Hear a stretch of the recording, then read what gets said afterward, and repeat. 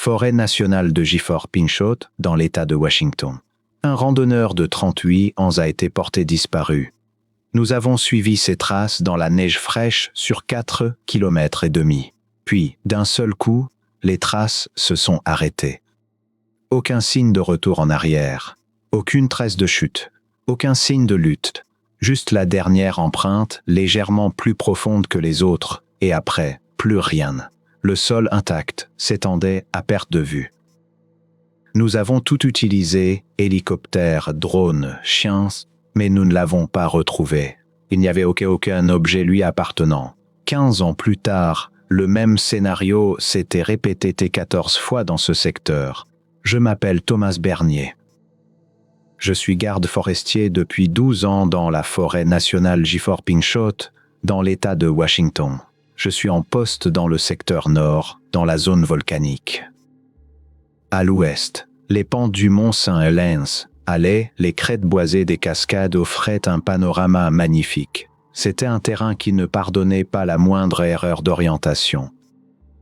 Une fois que l'on s'était trompé de direction, on ne pouvait plus retrouver son chemin.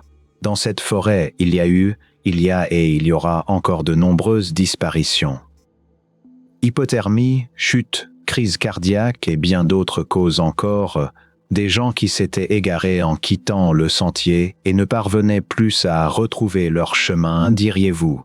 La plupart du temps, les personnes perdues sont retrouvées. Mais parfois, nous ne parvenons pas à en retrouver certaines. Nous les enregistrons comme disparues dans nos rapports et classons l'affaire. Ce qui s'est passé le 3 décembre, au cours de ma 2e année de service, n'entrait dans aucune de ces catégories. L'alerte avait été donnée à 11h47 par un groupe de chasseurs. Dans le secteur nord-est, à l'entrée d'un sentier secondaire non balisé, ils avaient trouvé le sac à dos d'un homme. Son propriétaire était introuvable. Le sac contenait des provisions, des vêtements chauds et un téléphone déchargé. Le registre du parking indiquait que le véhicule en question était arrivé la matinée précédente. Je suis parti avec 2 membres de l'équipe de recherche et de sauvetage. La neige avait commencé à tomber la nuit précédente. Il y en avait au moins 15 cm. La surface était vierge, on ne voyait que des masses de neige d'un blanc immaculé. Les conditions étaient idéales pour suivre les traces. Les traces étaient bien là, nettes, partant du bord du sentier principal vers le nord-est, s'enfonçant dans la forêt de conifères. Un homme adulte, de corpulence moyenne, portait des chaussures de randonnée d'environ taille 42, pas de bâton. Une marche régulière, aucune trace de trébuchement visible dans les traces. Nous avons commencé à le suivre. Le sentier s'étendait en légère montée sur les 2 premiers kilomètres, traversant une zone où se trouvaient de vieux épicéas dont les branches inférieures protégeaient partiellement le sol de la neige. Les traces étaient ici sporadiques mais reconnaissables. Plus loin, le terrain n'était plus dégagé. La couche de neige était continue, les traces nettes et régulières. Au 3e kilomètre, les traces de pas s'étaient interrompues un instant. L'homme s'était arrêté, s'était légèrement tourné vers la gauche, puis avait repris sa marche dans la même direction. Peut-être avait-il regardé quelque chose. Peut-être avait-il cru voir quelque chose. Au 4e kilomètre, la pente devenait plus raide. Les traces témoignaient d'un effort accru, les talons s'enfonçaient plus profondément et cela se reflétait dans ces traces. Lorsque nous sommes arrivés au 4e kilomètre et demi, les traces s'étaient arrêtées. Mon esprit cherchait la suite. Il n'y avait rien. Une empreinte de pied gauche, une empreinte de pied droit, puis un sol blanc, intact, sans aucune trace de perturbation. Il n'y avait que de la neige d'un blanc immaculé, parfaitement étalée. Les traces avaient disparu. Il n'y avait pas de retour en arrière. S'il était revenu sur ses pas, il aurait laissé des traces de retour, des orteils changeant de direction, des talons tournants. Mais il n'y avait rien de tel, aucune trace de chute. Une chute dans la neige laisse une surface tassée, le point d'impact des genoux ou des mains. Mais le sol autour de la dernière trace était vierge. Aucune lutte, pas de neige éparpillée, pas de corps traîné, pas de trace d'une autre personne. La dernière empreinte du pied droit était légèrement plus profonde que les autres, comme si la personne avait appuyé plus fort sur ce pied lors d'un mouvement brusque. « Guzman, dis-je à mon collègue, que vois-tu ici ?» Il s'était agenouillé et observait depuis un long moment. « Je vois une empreinte d'arrêt. Je ne vois pas comment la personne s'est arrêtée. » Recherche, sauvetage, nous avions ratissé la zone pendant 4 heures. 2 cercles concentriques autour du point d'arrêt, le premier d'un rayon de 20 mètres, le second de 50 mètres. Aucune trace ne partait de cette zone dans aucune direction. Les empreintes s'étaient arrêtées net et nous ne parvenions pas à en retrouver la suite. Nous avions même ratissé d'autres endroits de la zone, près de l'endroit où les traces de pas s'arrêtaient. Mais nous n'avons toujours rien trouvé. L'hélicoptère était arrivé à 15h30. Il avait également effectué une recherche à l'aide d'une caméra thermique. On nous avait signalé qu'il n'y avait aucune trace de chaleur humaine dans un rayon de 2 km. Le lendemain, nous avons utilisé un drone équipé d'une caméra haute résolution. Nous avons analysé les environs image par image. Nous n'avons rien trouvé. C'était comme si la terre s'était ouverte et qu'il s'y était enfoncé. Les chiens avaient suivi la piste exactement comme nous l'avions faite. Ils s'étaient arrêtés au même endroit. Selon le maître chien, leur réaction était inhabituelle. Pas de désorientation typique en cas de piste perdue, pas d'agitation pour tenter de retrouver la piste. Ils affichaient simplement une posture immobile. Les chiens s'étaient assis et regardaient vers le haut, vers le ciel. J'avais hésité à ajouter cette observation à mon rapport officiel. Elle ne semblait pas constituer une donnée professionnelle utile. J'avais tout de même pris note, au cas où. David Rooks, professeur de lycée âgé de 41 ans, n'a jamais été retrouvé. Deuxième casse 16 mois plus tard. Un signalement similaire est à nouveau parvenu du secteur nord-est. Une randonneuse de 29 ans avait disparu. Dans la neige de novembre, des traces nettes facilitaient à nouveau la poursuite. 4 km et 300 mètres plus loin, elle affichait une posture bien définie. C'était exactement comme lors de l'incident précédent. Cette fois-ci, je savais ce que je devais chercher. J'avais immédiatement examiné la dernière trace, un peu plus profond. Avant l'arrêt, on sentait la même augmentation de pression. Même protocole de recherche, même résultat. Sarah Millet, guide de randonnée âgée de 29 ans, a disparu sans laisser de traces. Ce soir-là, j'avais ressorti le dossier de David Roux. Les 2 points d'arrêt n'étaient pas au même endroit. David Rooks, 46 247 N, 126 Sud 43, au 46 2 N, 122 N 634 634 O. À vol d'oiseau, il y avait environ 800 mètres entre eux. Différents. Pas exactement le même point, mais dans le même secteur général et le même type de disparition. Les années suivantes, 2 ans plus tard, un 3e cas s'est présenté. 11 mois plus tard, un 4e. À partir du 5e, j'avais commencé à tenir une carte murale dans mon bureau que je ne montrais à personne. Chaque point d'arrêt était marqué d'une punaise rouge avec les coordonnées et la date inscrite à côté.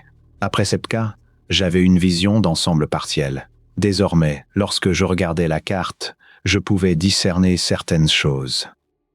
Les points d'arrêt n'étaient pas répartis au hasard. Ils formaient un motif. On ne pouvait pas encore l'interpréter avec certitude, mais il s'agissait clairement d'un motif qui n'était pas aléatoire.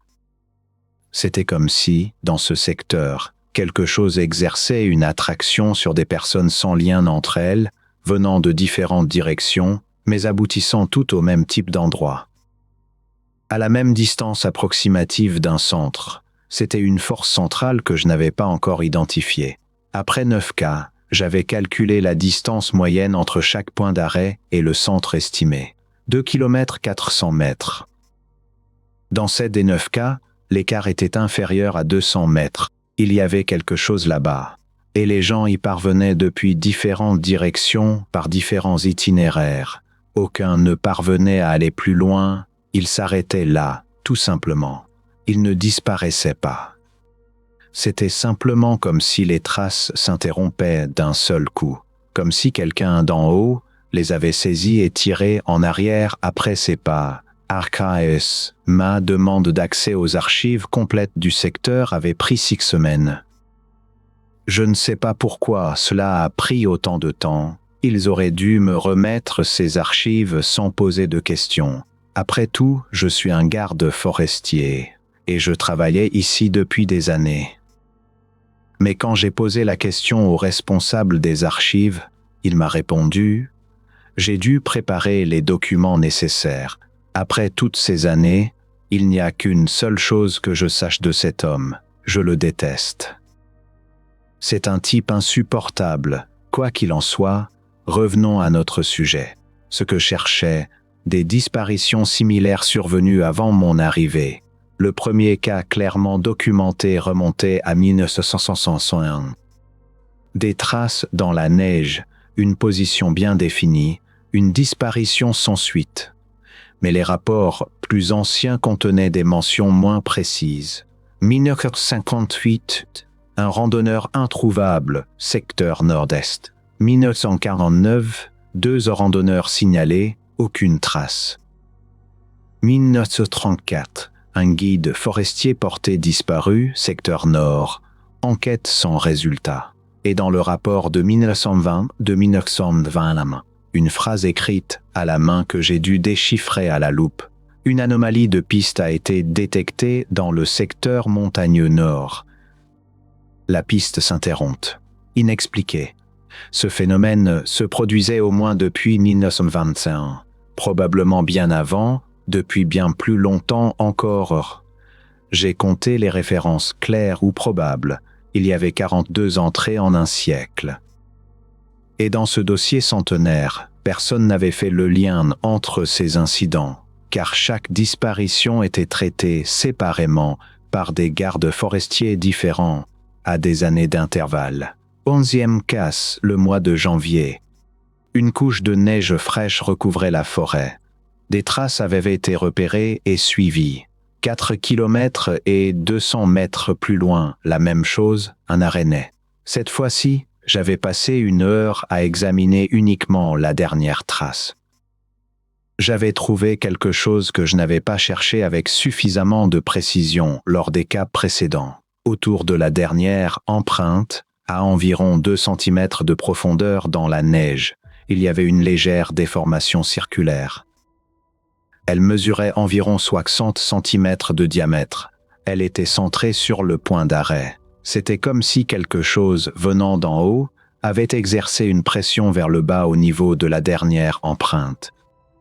Une pression suffisante pour comprimer légèrement la neige sous-jacente sans laisser de marque à la surface. Ce n'était pas la trace d'impact d'un corps en chute, c'est quelque chose de plus courant.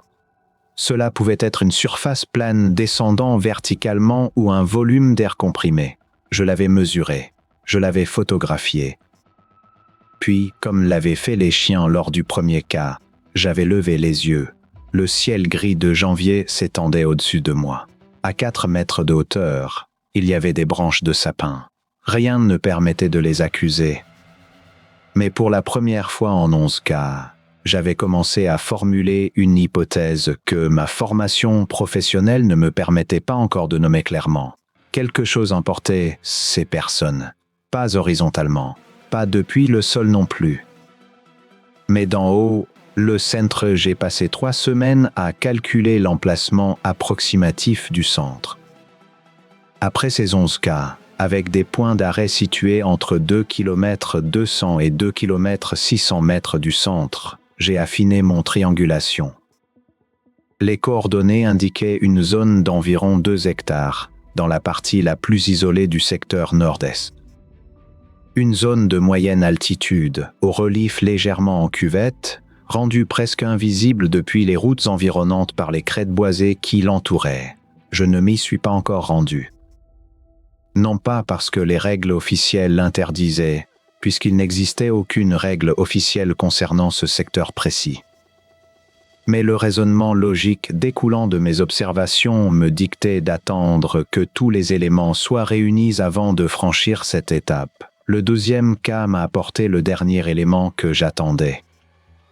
Une femme de 52 ans, randonneuse expérimentée, avait disparu en mars. Il y avait des traces nettes dans la neige de fin d'hiver. 4 km 400 mètres, à nouveau une trace nette. Le creux circulaire sous la dernière trace était cette fois-ci plus visible que dans les cas précédents, moins fragile, moins friable. Cette déformation de la neige, un peu plus ancienne, l'avait mieux préservée. 62 cm de diamètre. La profondeur de compression se situait à environ 3 mm sous la surface visible. Et cette fois-ci, j'avais trouvé autre chose. À environ 4 mètres de la dernière trace, à hauteur d'épaule, une branche d'épicéa présentait une usure récente sur son écorce. Comme si quelque chose l'avait légèrement effleuré en passant, mais à une hauteur incompatible avec le passage d'un corps humain debout. La marque se trouvait à 2 mètres 20 cm au-dessus du sol. 2 mètres 20 cm. Si quelque chose avait effleuré cette branche en passant par-dessus la dernière trace, cette chose devait avoir une dimension verticale importante. Centré, visite le 15 mars. Je me suis mis en route vers le centre, selon mes estimations. Seul, entièrement équipé, j'ai laissé un message sur la radio ouverte du poste de garde et une notification concernant ma destination. J'ai également emporté des raquettes, car il restait encore de la neige dans les zones ombragées. J'ai dû marcher 1h30 depuis le dernier sentier balisé. Le terrain se confirmait, une cuvette naturelle nichée entre 3 crêtes boisées, à peine visible depuis les hauteurs environnantes. Pour être franc, ce que j'ai trouvé là-bas ne correspondait pas à ce à quoi je m'attendais. Il n'y avait aucun repère particulier au sol, aucune structure visible. Il n'y avait pas non plus d'anomalies botaniques, comme ces zones de végétation brûlée ou morte parfois associées à des phénomènes magnétiques. Il n'y avait qu'une clairière. Elle mesurait environ 30 mètres de diamètre. Des épicéas à aiguilles s'alignaient tout autour. Le sol moussu, partiellement recouvert d'une couche de neige, ressemblait à n'importe quelle autre clairière de la région. C'était normal, à une exception près. En plein centre de la clairière se trouvait un cercle de pierres. De petites pierres, d'environ 80 cm de diamètre, étaient à demi enfouies dans la mousse. Ce n'était pas récent. Les pierres avaient eu le temps de s'enfoncer, et la mousse avait colonisé leurs bords. Cela faisait au moins plusieurs dizaines d'années qu'il avait été construit. Quelqu'un était venu ici avant moi, pas récemment. Et cette personne avait disposé ces pierres en cercle. Je les ai photographiées, mesurées et j'ai prélevé un échantillon de mousse pour les dater. Puis j'ai examiné plus attentivement les abords de la clairière. Sur les arbres en bordure, à environ 2 mètres 20 de hauteur, j'ai trouvé sur 3 épicéas des traces d'usure similaires à celles observées dans le 12e cas. Légères, sur les branches latérales, toutes à la même hauteur. Comme si quelque chose d'énorme passait régulièrement par là. Régulièrement et depuis longtemps, car certaines anciennes éraflures avaient commencé à se recouvrir d'une couche de cale. Le 13e cas, Anders, c'était en novembre, un après ma visite à la clairière. Jan Anders, âgé de 63 ans, était photographe amateur. Son fils avait signalé sa disparition lorsqu'il n'était pas rentré de sa sortie de 2 jours. Les traces dans la neige fraîche étaient récentes. Elles se trouvaient à exactement 5 km de l'entrée du parking. 5 km. Les cas précédents avaient été mesurés entre 402 et 460 mètres. 5 km, c'était la plus longue distance que j'avais jamais enregistrée. La direction était légèrement différente de celle des cas précédents. Elle ne menait pas directement à la clairière depuis le point de départ. Elle présentait un décalage d'environ 15 degrés. J'avais fait le calcul. Si l'on traçait la trajectoire d'Ander depuis son point de départ jusqu'à son point d'arrêt, puis au-delà, La ligne passait par la clairière. Tous les cas indiquaient la clairière si l'on prolongeait la direction de la marche à partir des points d'arrêt. Pas à partir du point d'entrée dans la forêt. À partir du point d'arrêt, ils s'arrêtaient à environ 2,5 km de la clairière. À chaque fois, quelle que soit leur direction d'approche, c'était comme si quelque chose depuis la clairière exerçait une influence dans un rayon de 2,5 km et que ce rayon constituait la limite de cette influence. À l'intérieur de ce rayon, les gens disparaissaient, mais en dehors de ce rayon, il n'y avait rien d'anormal. Marcus Vidal était mon collègue depuis 4 ans. Âgé de 38 ans, c'était un ancien militaire reconverti dans les services forestiers. Solide, méthodique, peu enclin à la spéculation. Je lui ai tout montré. La carte murale, les calculs, les photos des traces et des fosses circulaires, les traces d'usure sur les arbres, le cercle de pierre dans la clairière. Il a pris le temps de les examiner. 2 heures, sans s'arrêter un seul instant. Puis il a dit, à partir de maintenant, chaque fois qu'une disparition sera signalée, tu auras besoin de quelqu'un pour se rendre sur place. Ce n'est pas prévu dans le protocole, ai-je répondu. Le protocole ne couvre pas ce que tu m'as montré. J'y vais, a-t-il dit. Le 14e cas s'est produit 6 semaines plus tard. Le 14e cas décembre.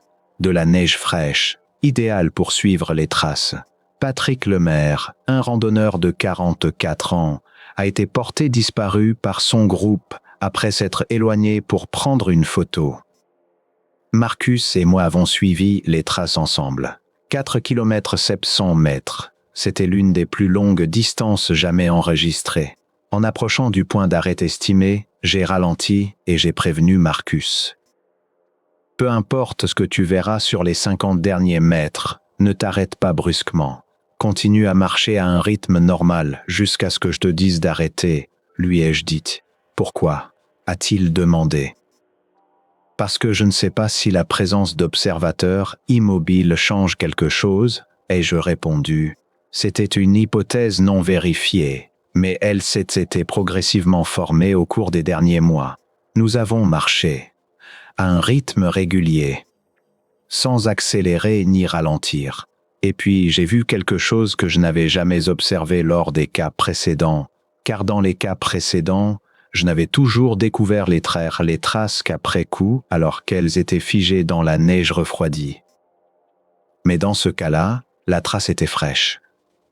La disparition avait peut-être eu lieu quelques minutes auparavant. La neige au-delà de la dernière empreinte n'était pas tout à fait intacte.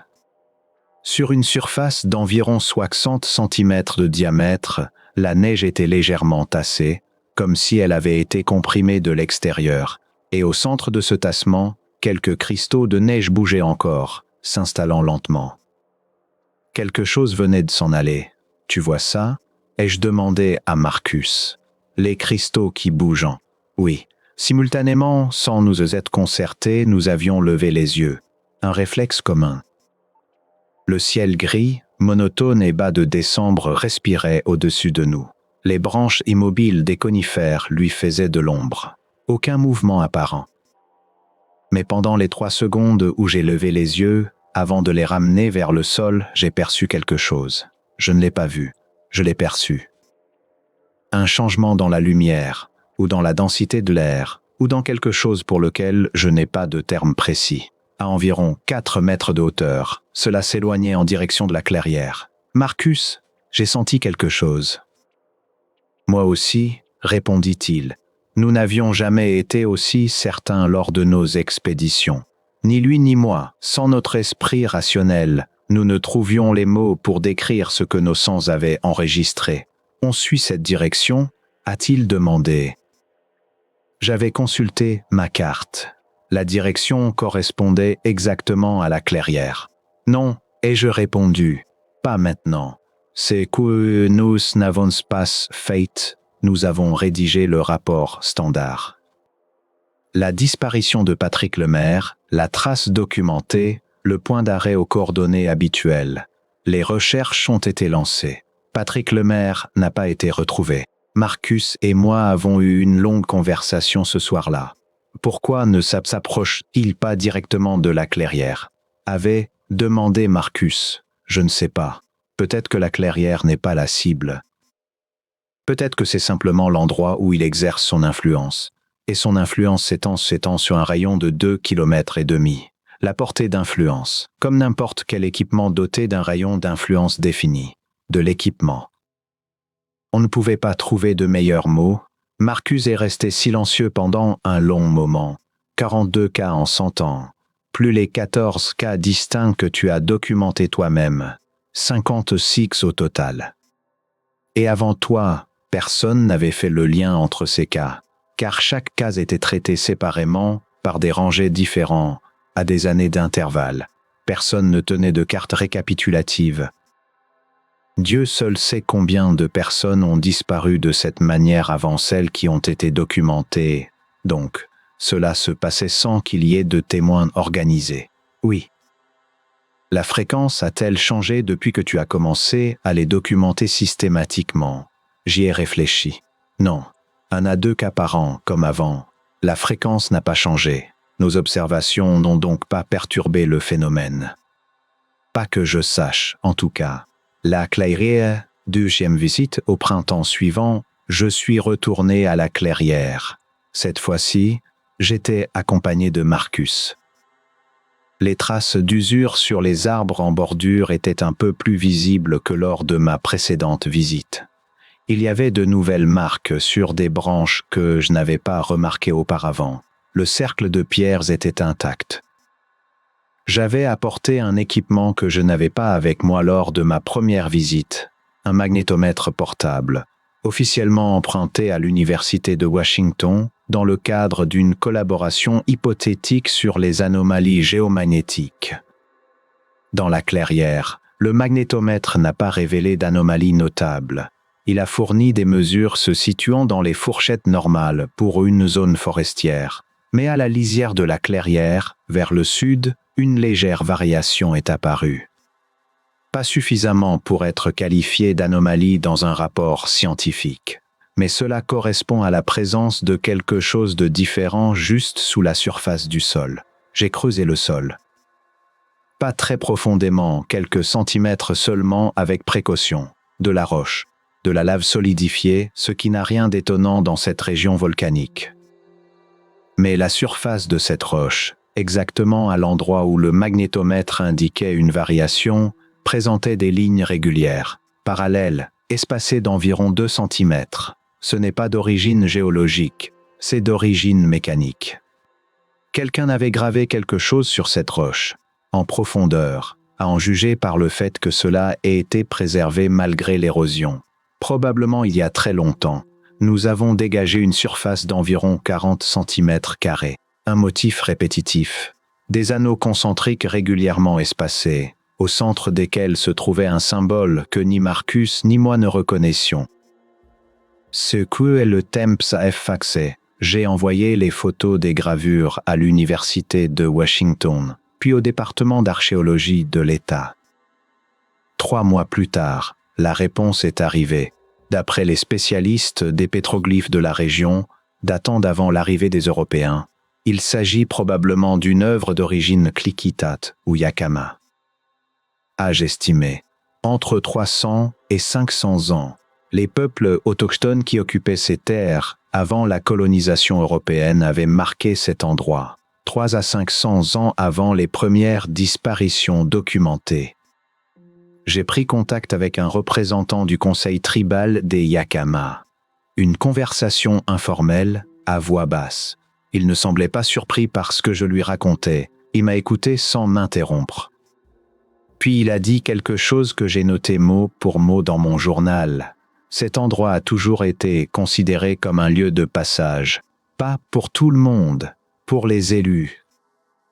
Nos ancêtres savaient qu'il ne fallait pas l'entraver, mais qu'il ne fallait pas non plus s'en approcher de trop près. C'est pourquoi il le marquait pour avertir.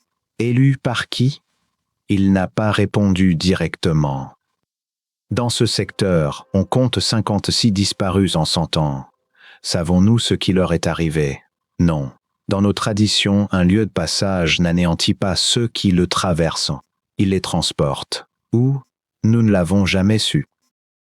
C'est peut-être là la véritable question. Marcus, en novembre de la même année, Marcus avait demandé une mutation. Ce n'est pas par peur, avait-il dit. C'est pour une autre raison. Depuis que nous sommes à l'air libre, je fais des rêves. Toujours les mêmes. Je suis dans une forêt, mais ce n'est pas la nôtre. La végétation est différente. Ça ressemble à ici, mais il y a des différences dans les détails. Et dans ce rêve, des gens marchent, pas vers quelque chose. Ils sont simplement là, en train de marcher, des gens que tu connais. Non? Mais hier soir, pour la première fois, j'ai vu un visage plus nettement. Un homme d'une 50aine d'années, qui portait une veste de randonnée orange. Ce soir-là, j'ai vérifié mes dossiers. David Rooks, la première affaire. D'après la description des chasseurs qui ont trouvé son sac, il portait une veste de randonnée orange. Je n'ai rien dit à Marcus. 3 semaines plus tard, il avait quitté le secteur. Ce que j'ai sais à présent, j'ai mené des observations pendant 15 ans. 14 cas documentés personnellement. D'après les archives, 56 cas au total en un siècle. Voici ce que je affirmais avec certitude. Les traces sont toujours là. Toujours. Il n'y a pas une seule exception dans les données disponibles. La dernière empreinte est toujours un peu plus profonde. Ce qui correspond au mouvement brusque du pied vers le haut. Le creux circulaire sous la dernière empreinte indique la présence d'un volume descendant d'en haut, d'un diamètre d'environ 60 cm. Les traces d'usure sur les branches, à 2,20 m de hauteur à la lisière de la clairière, témoignent du passage régulier d'un volume important à cette altitude. La portée d'impact s'étend à environ 2 km 500 mètres de la clairière. Des fouilles préhistoriques révèlent les connaissances anciennes et le phénomène lié à ce lieu. Le représentant de Yakama n'a pas utilisé le mot « disparu » mais celui de « passage ».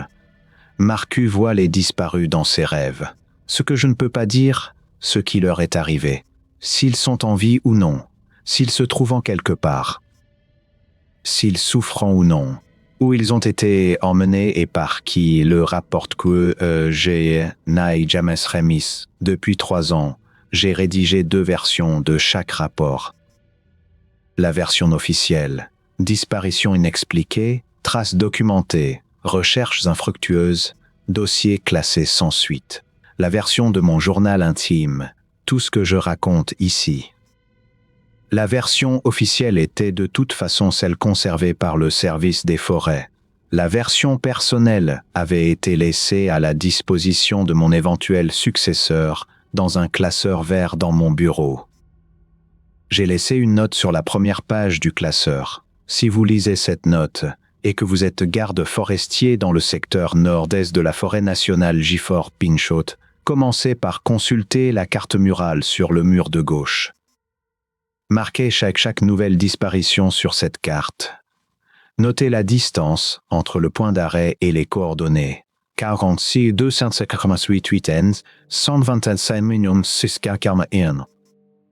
Si la distance se situe entre 2 km 200 et 2 km 700, vous n'êtes pas face à une disparition ordinaire. N'allez pas seul dans la clairière.